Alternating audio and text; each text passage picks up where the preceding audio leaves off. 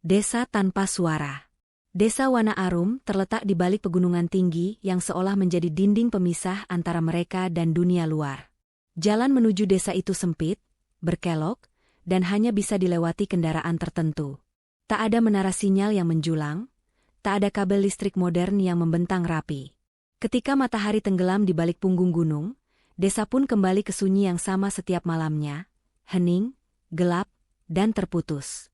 Bagi warga Wana Arum, telepon genggam hanyalah benda mati. Layarnya menyala sekadar untuk menunjukkan waktu atau menyimpan foto kenangan. Tak ada pesan yang masuk, tak ada panggilan darurat, tak ada kabar dari dunia luar. Jika terjadi sesuatu di kota, mereka baru akan tahu berhari-hari kemudian, itu pun jika ada pedagang keliling atau sopir truk yang singgah dan membawa cerita. Berita di desa itu hidup dari mulut ke mulut. Dari warung kopi kecil di tikungan jalan, dari obrolan para petani di sawah, hingga bisik-bisik ibu-ibu di sungai saat mencuci pakaian. Namun kabar sering terlambat, terpotong, bahkan keliru. Dunia seolah berbicara di tempat lain, sementara Wana Arum hanya bisa menebak-nebak apa yang sedang terjadi. Di ujung desa, berdiri sebuah rumah kayu sederhana dengan atap seng yang telah berkarat. Di sanalah Laras tinggal. Gadis itu berusia 17 tahun, bertubuh kecil, dengan mata yang selalu tampak penuh rasa ingin tahu. Ia hidup berdua dengan ibunya sejak ayahnya meninggal 5 tahun lalu. Ayah Laras dulunya adalah seorang teknisi radio kapal. Ia pernah berlayar jauh, memperbaiki perangkat komunikasi di tengah laut, dan memahami bahasa gelombang yang tak kasat mata. Namun sakit datang terlalu cepat, dan ia pergi meninggalkan rumah itu bersama kenangan dan kotak-kotak tua yang kini berdebu di sudut ruangan. Kotak-kotak itu berisi kabel kusut, transistor, baut kecil, papan sirkuit, dan radio-radio tua yang sudah tak bersuara. Bagi orang lain, semua itu hanyalah rongsokan. Namun bagi Laras, benda-benda itu seperti warisan tak ternilai, sisa mimpi ayahnya yang belum selesai. Setiap malam, setelah ibunya terlelap, Laras duduk di lantai kayu dengan lampu minyak di sampingnya. Cahaya kekuningan menari di dinding, memantulkan bayangan tangannya yang sibuk. Ia membuka radio tua, membersihkan debu, mengganti kabel yang rapuh, dan mencoba menyambungkan kembali bagian-bagian yang sudah lama terpisah. Ia tidak sepenuhnya mengerti apa yang ia lakukan. Banyak hal ia pelajari sendiri, dari buku catatan ayahnya yang mulai menguning, dari ingatan samar akan suara ayah yang dulu sering menjelaskan cara kerja radio, dan dari kegagalan yang berulang. Berkali-kali radio itu hanya mengeluarkan desis panjang yang membuat telinganya sakit. Namun Laras tak pernah menyerah. Di sela-sela pekerjaannya, ia sering terdiam, memandangi jendela yang terbuka. Dari sana terlihat desa yang gelap dan sunyi. Ia membayangkan bagaimana rasanya jika suatu hari suara dunia bisa masuk ke Wana Arum, memberi kabar cuaca, peringatan bahaya, atau sekadar cerita bahwa mereka tidak sendiri. Kalau desa ini bisa mendengar, mungkin segalanya akan berbeda, gumamnya pelan. Laras tidak sedang bermimpi besar. Ia hanya ingin desa itu memiliki suara. Ia hanya ingin warga tahu apa yang sedang terjadi di luar pegunungan. Ia hanya ingin, jika suatu hari bahaya datang, Wana Arum tidak lagi terlambat mengetahuinya. Malam itu, seperti malam-malam sebelumnya, Laras kembali menyusun harapan dari kepingan masa lalu, tanpa tahu bahwa dari kesunyian kecil di rumah kayu itu, sebuah perubahan besar perlahan sedang dilahirkan. Bunyi pertama. Sore itu hujan turun pelan, hampir seperti bisikan. Tetesannya memukul atap seng rumah Laras dengan irama yang teratur, menenangkan, namun juga membuat udara terasa dingin dan lembab. Langit kelabu menggantung rendah, seolah ikut menahan napas bersama gadis itu yang duduk bersila di lantai kayu, dikelilingi kabel dan komponen kecil yang berserakan. Di hadapannya tergeletak radio rakitan yang baru saja ia selesaikan. Bentuknya jauh dari kata sempurna. Kotaknya terbuat dari kayu bekas. Beberapa sekrup tampak tak sejajar, dan antenanya hanyalah kawat panjang yang ia ikatkan ke paku jendela. Namun di balik kesederhanaan itu, tersimpan harapan yang telah ia rawat berbulan-bulan. Laras memutar knop perlahan. Tak ada apa-apa. Ia mencoba lagi, mengatur posisi antena, menekan bagian belakang radio, lalu memutar knop volume sedikit lebih keras. Yang terdengar hanya desis panjang, kasar, seperti napas mesin tua yang kelelahan. Laras menunduk. Tangannya gemetar, bukan karena dingin, melainkan karena takut berharap terlalu jauh. "Ayo, satu kali saja," bisiknya lirih. Ia memutar knop frekuensi ke arah yang berbeda. Desis itu berubah. Terputus-putus. Lalu, di antara suara hujan dan statis, muncul sesuatu yang lain. Sebuah nada. Sebuah irama manusia. Diperkirakan hujan lebat akan terjadi di wilayah selatan. Suara itu lemah, nyaris tenggelam oleh gangguan. Namun cukup jelas untuk membuat Laras membeku. Napasnya tertahan. Ia mendekatkan telinga ke radio, memastikan bahwa ia tidak sedang berhalusinasi. Harga gabah di pasar induk mengalami kenaikan. Kalimat itu terpotong, lalu menghilang. Desis kembali mendominasi. Namun Laras tidak bergerak. Matanya berkaca-kaca, dadanya terasa sesak oleh perasaan yang tak bisa ia jelaskan. Ia menutup mulutnya dengan tangan, menahan isak yang hampir pecah. Ia berhasil. Bukan hanya radio yang menyala, tetapi kenangan ayahnya, usaha yang tak terhitung, dan harapan kecil yang selama ini ia simpan sendirian. Untuk pertama kalinya sejak bertahun-tahun, suara dunia menembus dinding pegunungan dan masuk ke rumah kayu itu. Malam itu Laras hampir tak tidur. Ia terus mencoba radio itu, mengatur ulang posisi antena, mencatat jam-jam terbaik saat sinyal paling jernih. Ia mencatat dengan teliti, seperti ayahnya dulu. Ketika pagi datang, hujan telah reda, namun semangat Laras justru semakin menyala. Tanpa ragu, ia menggendong radio itu ke balai desa. Balai Desa Wana Arum adalah bangunan tua berdinding papan, tempat warga biasa berkumpul untuk rapat atau sekadar berteduh. Ketika Laras datang, beberapa orang menatap heran. Ia jarang membawa sesuatu selain buku atau tas kecil. Kali ini, di tangannya ada sebuah kotak kayu dengan antena menjulang aneh. "Apa itu, Ras?" tanya seorang bapak. Laras hanya tersenyum gugup. Ia meletakkan radio itu di atas meja, menarik napas dalam-dalam, lalu memutar knop yang sama seperti sore sebelumnya. Desis terdengar. Beberapa warga mulai berbisik, mengira itu hanya barang rusak. Namun beberapa detik kemudian, suara penyiar muncul, lebih jelas dari sebelumnya. Memberitakan cuaca, lalu informasi harga hasil panen di kota. Balai desa mendadak sunyi. Warga saling berpandangan, tak percaya. Beberapa mendekat, memastikan telinga mereka tidak salah dengar. Seorang ibu menutup mulutnya, terharu. Seorang kakek tersenyum lebar, seolah baru saja bertemu kembali dengan dunia yang lama hilang. Sejak hari itu, radio Laras menjadi pusat perhatian desa. Setiap petang, ketika matahari mulai turun dan pekerjaan selesai, warga datang ke balai desa. Mereka duduk melingkar di lantai, membawa kopi, singkong rebus, dan harapan. Anak-anak berhenti berlarian. Orang dewasa mendengarkan dengan saksama. Untuk pertama kalinya, Wana Arum tak lagi hanya menebak-nebak. Dunia akhirnya berbicara pada mereka. Dan suara itu, meski lahir dari radio sederhana, mengubah kesunyian menjadi kebersamaan, dan keterputusan menjadi awal dari sebuah masa depan baru. Peringatan di tengah malam. Musim hujan datang lebih panjang dari biasanya. Awan gelap menggantung rendah di atas desa Wana Arum selama berhari-hari, seolah enggan memberi ruang bagi matahari. Hujan turun tanpa jeda, kadang deras, kadang hanya gerimis tipis yang melelahkan, namun tak pernah benar-benar berhenti. Tanah di lereng pegunungan mulai jenuh, sungai di hulu desa berubah keruh dan mengalir lebih cepat dari biasanya. Warga mulai merasa gelisah, tetapi tak banyak yang bisa mereka lakukan selain berharap hujan segera reda.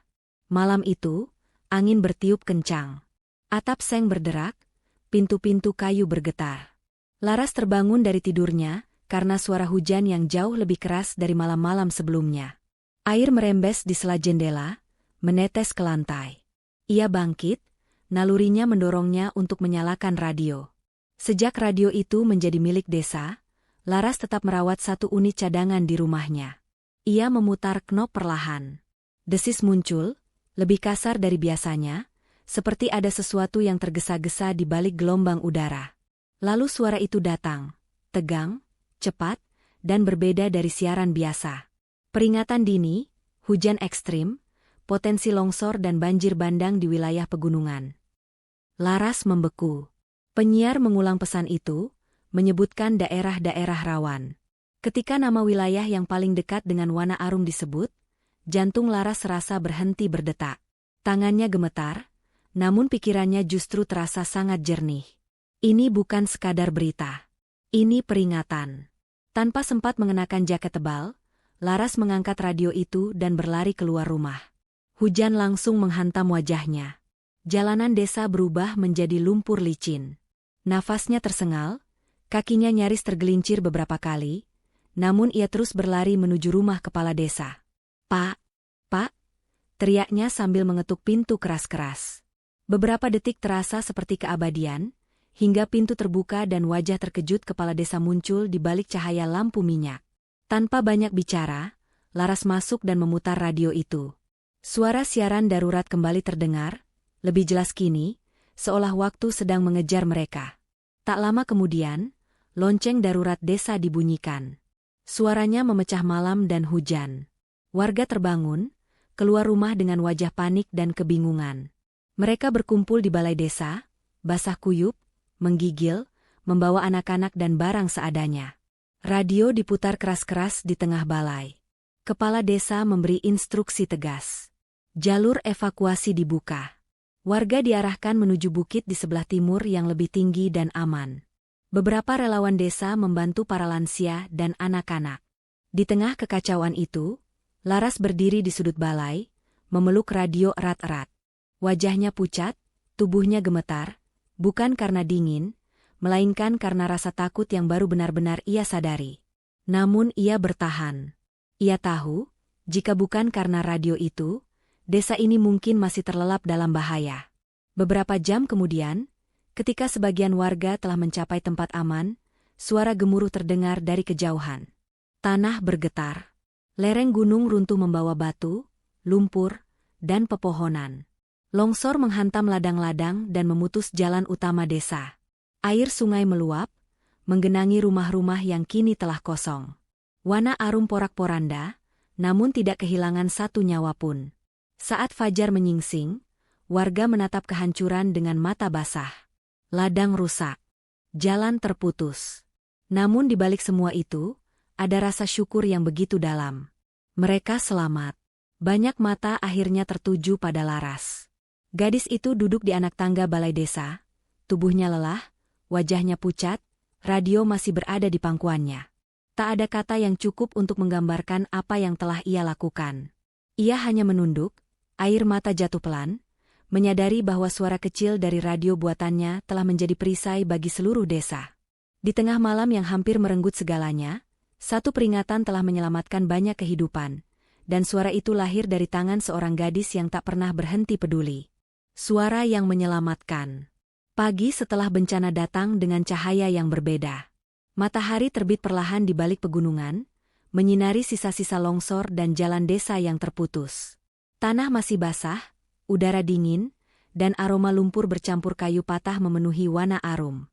Namun di tengah kerusakan itu, ada satu hal yang tak ikut runtuh, rasa syukur karena mereka semua masih hidup. Kabar tentang selamatnya desa Wana Arum menyebar dengan cepat. Para relawan datang menyusuri jalan darurat yang dibuat seadanya. Beberapa petugas pemerintah daerah tiba membawa perlengkapan dan bantuan. Mereka terkejut melihat kenyataan bahwa desa yang terisolasi itu bisa melakukan evakuasi tepat waktu, tanpa alat komunikasi modern. Pertanyaan yang sama terus terdengar. Bagaimana desa ini bisa tahu lebih awal? Jawabannya selalu mengarah pada satu benda kecil di balai desa, radio kayu sederhana dengan antena kawat panjang. Dan pada seorang gadis yang berdiri di sampingnya, menunduk malu setiap kali dipuji. Laras diminta duduk bersama para relawan dan teknisi. Mereka ingin tahu bagaimana radio itu bekerja, dari mana sumber dayanya, dan bagaimana ia bisa menangkap siaran sejauh itu. Laras menghela napas pelan. Ia bukan ahli, bukan pula lulusan sekolah teknik. Ia hanya seorang anak desa yang terbiasa mencoba. Ia membuka kotak radio itu perlahan, menunjukkan susunan kabel, transistor, dan papan sirkuit yang sebagian sudah berubah warna karena usia. Ia menjelaskan dengan bahasa sederhana, sesekali berhenti mencari kata yang tepat. Aku merakitnya dari radio-radio lama peninggalan ayah, katanya lirih. Aku hanya mencoba menyambungkan kembali yang terputus. Seorang teknisi mengangguk kagum. Yang lain tersenyum tak percaya. Ketika ditanya apa yang mendorongnya melakukan semua itu, Laras terdiam sejenak. Ia menatap keluar jendela balai desa, ke arah pegunungan yang masih berkabut. Lalu ia berkata dengan suara tenang. Aku hanya ingin desa ini tidak sendirian saat dunia berbicara. Kalimat itu membuat ruangan hening. Sejak hari itu, radio Laras tak lagi dianggap sekadar alat darurat. Para teknisi mulai membantu memperbaiki dan memperkuat perangkat itu. Antena diperpanjang dan ditinggikan. Sumber daya diperbaiki agar radio bisa menyala lebih lama. Sebuah pemancar kecil dipasang agar suara dari balai desa bisa didengar hingga dusun-dusun sekitar. Warga ikut membantu. Ada yang menyumbang kayu untuk menara kecil. Ada yang menyediakan makanan bagi para relawan. Balai desa kembali ramai, bukan oleh kepanikan, melainkan oleh kerja bersama yang hangat. Beberapa minggu kemudian, radio itu tak hanya menerima siaran, tetapi juga mengirimkan suara. Informasi cuaca, pengumuman desa, jadwal bantuan, hingga pesan singkat dari warga kini bisa disiarkan. Anak-anak berkumpul mendengarkan, para orang tua tersenyum, merasa lebih tenang karena tak lagi terputus. Desa Wana Arum kini memiliki radio komunitas kecil.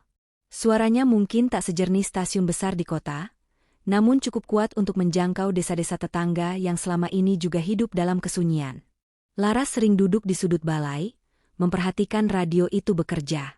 Ia masih merasa aneh melihat bagaimana sesuatu yang dulu ia rakit sendirian di bawah lampu minyak ini, menjadi jantung komunikasi banyak orang. Namun ia tak merasa bangga berlebihan. Ia hanya merasa lega. Karena kini, ketika dunia berbicara, Wana Arum bisa mendengarkan. Dan ketika Wana Arum bersuara, dunia akhirnya tahu bahwa desa kecil di balik pegunungan itu ada, hidup, dan saling menjaga. Harapan yang terhubung. Pagi itu datang dengan cahaya yang lembut. Matahari perlahan muncul di balik pegunungan, menyinari desa Wana Arum yang masih basah oleh sisa hujan malam sebelumnya. Kabut tipis menggantung rendah, lalu perlahan terangkat, seakan memberi ruang bagi hari baru yang lebih lapang dan penuh harapan. Di balai desa, suasana terasa berbeda. Tak ada kepanikan, tak ada wajah cemas seperti beberapa bulan lalu. Yang ada hanya kesibukan kecil. Beberapa warga menata kursi, anak-anak duduk bersila di lantai, dan secangkir kopi mengepul di sudut ruangan. Di tengah balai, radio komunitas berdiri kokoh dengan antena yang kini menjulang lebih tinggi dari sebelumnya. Laras berdiri di depannya. Tangannya sedikit gemetar ketika ia menyentuh mikrofon. Bukan karena takut, melainkan karena perasaan yang sulit dijelaskan. Ia menarik napas panjang, mengingat kembali malam-malam sunyi di rumah kayu, saat ia hanya ditemani lampu minyak dan suara desis radio yang tak kunjung berubah. Kini, di hadapannya, ada sebuah desa yang menunggu suara itu, bukan lagi sekadar bunyi, melainkan harapan. Ia memutar tombol siaran. Selamat pagi, Wana Arum. Suaranya terdengar melalui pengeras radio, menyebar ke setiap sudut desa, menembus rumah-rumah kayu, ladang, dan jalan setapak. Beberapa warga tersenyum, sebagian terdiam, merasakan kehangatan yang sederhana namun dalam. Laras membacakan pengumuman hari itu, tentang cuaca yang cerah, jadwal kerja bakti memperbaiki jalan, dan bantuan benih yang akan datang dari kota. Ia juga membacakan pesan-pesan kecil dari warga, ucapan terima kasih, pengumuman kehilangan kambing, hingga doa untuk ladang yang akan ditanami kembali. Setiap kata mengalir tenang. Tak tergesa-gesa. Tak berlebihan. Namun cukup untuk membuat desa itu terasa hidup. Anak-anak mendengarkan dengan mata berbinar, seolah suara itu adalah dongeng pagi. Para orang tua saling bertukar pandang, tersenyum kecil, merasa lebih dekat satu sama lain. Desa Wana Arum yang dulu sunyi kini memiliki denyut, irama yang lahir dari gelombang suara sederhana. Bagi Laras, hari itu terasa seperti penutup sekaligus awal. Ia sadar bahwa apa yang ia lakukan bukanlah sesuatu yang besar di mata dunia. Radio itu tetap sederhana. Suaranya tak sejernih stasiun kota. Namun dampaknya nyata. Desa yang dulu terputus kini terhubung, bukan hanya dengan dunia luar, tetapi juga dengan dirinya sendiri. Setelah siaran selesai, Laras menurunkan mikrofon perlahan. Tepuk tangan terdengar, bukan riuh, melainkan tulus. Ia menunduk, wajahnya memerah, lalu tersenyum kecil. Di antara warga, ia melihat ibunya berdiri, matanya berkaca-kaca, bangga tanpa perlu berkata apa-apa. Saat matahari semakin tinggi, Laras keluar dari balai desa. Ia memandang pegunungan yang selama ini dianggap sebagai penghalang. Kini, pegunungan itu tak lagi terasa menutup, melainkan menjaga. Karena suara telah menemukan jalannya. Laras menyadari satu hal penting, inovasi tidak selalu lahir dari teknologi canggih atau ruang laboratorium. Kadang, ia lahir dari kepedulian sederhana, dari keinginan agar orang lain tidak merasa sendirian, dari keberanian mencoba meski tak yakin akan berhasil. Di desa Wana Arum, harapan kini mengalir lewat gelombang suara. Dan selama masih ada hati yang peka serta keberanian untuk mencoba, suara itu tak akan pernah padam. Karena terkadang, yang dibutuhkan dunia bukanlah alat paling modern, melainkan manusia yang mau peduli dan berani memulai.